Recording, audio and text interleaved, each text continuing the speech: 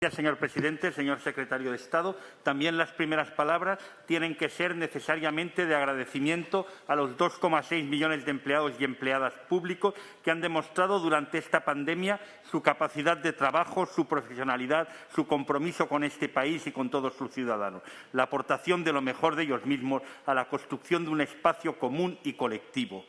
Han pasado momentos difíciles, han sufrido en largas jornadas de trabajo los déficits históricos que arrastran nuestras administraciones públicas y no nos han fallado. Su profesionalidad y espíritu de servicio han prevalecido siempre. Ellos son también los protagonistas de este esfuerzo colectivo para, en esta hora difícil e incierta, aprovechar nuestros mejores activos de la mano de Europa para modernizar España y mejorar la calidad de vida y las oportunidades de los españoles.